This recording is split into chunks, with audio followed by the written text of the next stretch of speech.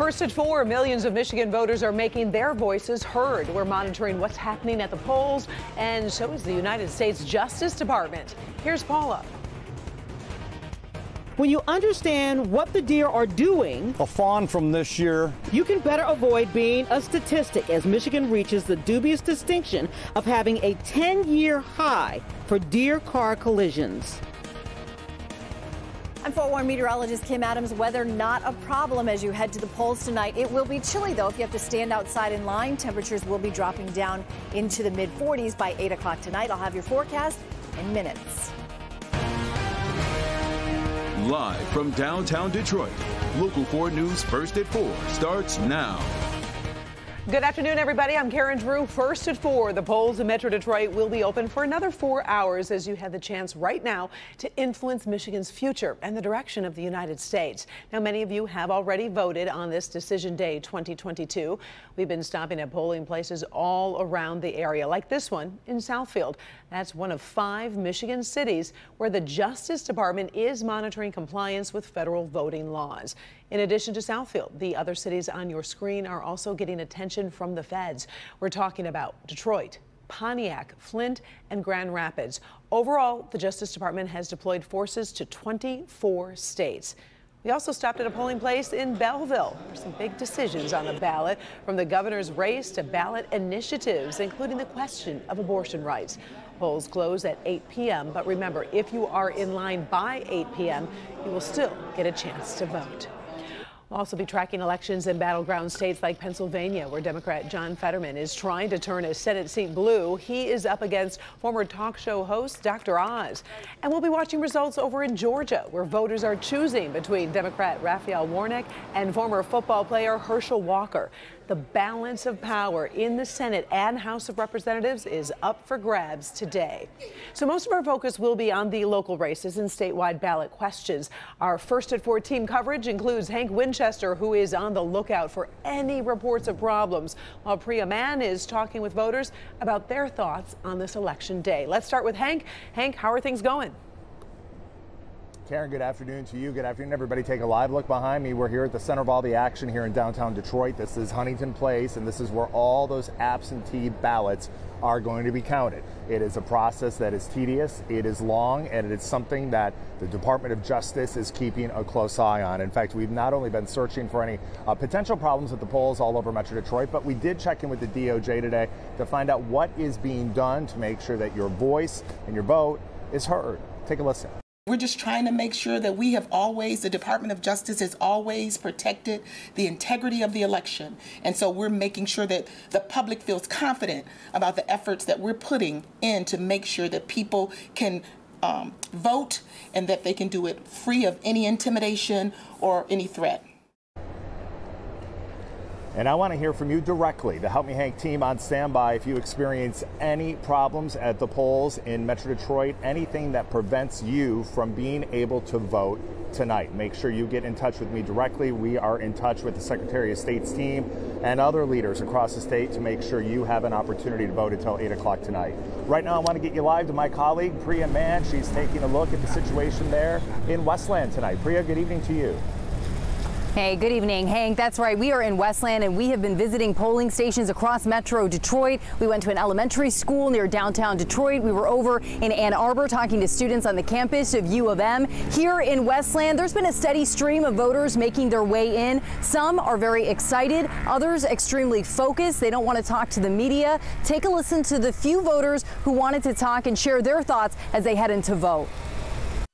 I'm a little nervous, though. Why? Because they keep saying how everything's so close. I just hope everybody gets out there and votes. I'm nervous a little bit. You can feel the weight of it, that it's important to do this. And I think that's why it's different for me. I was very excited how welcoming they were to you, you know, and everybody's paying attention to everybody. And that's the best part about it.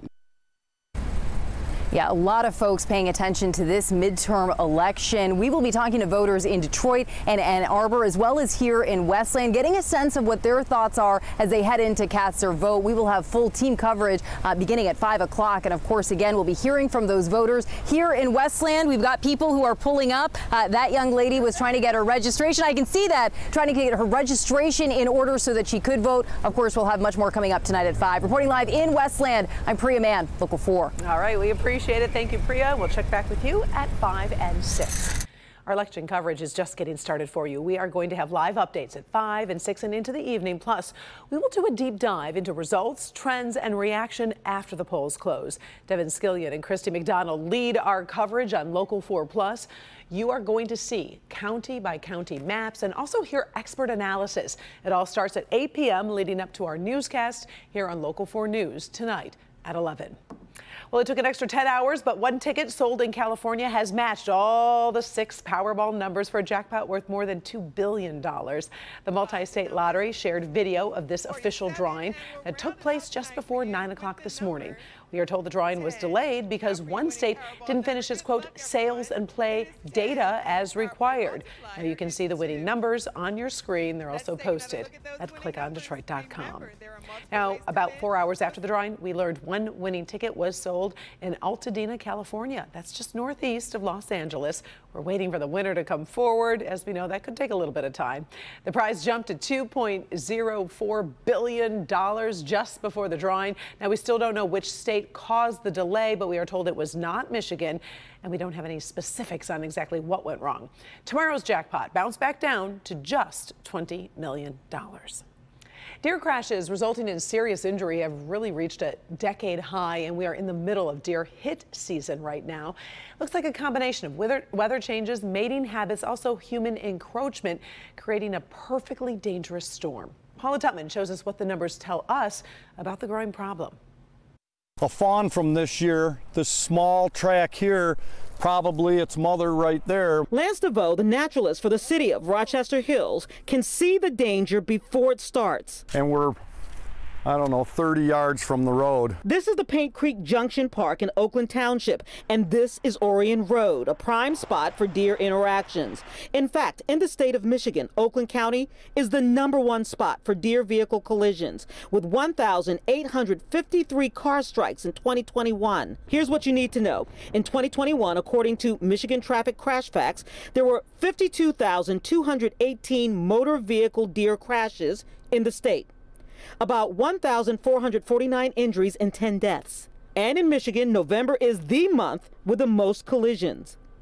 The majority of deer hits happen between the hours of 6 and 9 in the morning and 6 and 9 in the evening. When it's cool, like I think this weekend coming up, it's going to be 26 or 28 degrees at night for the low.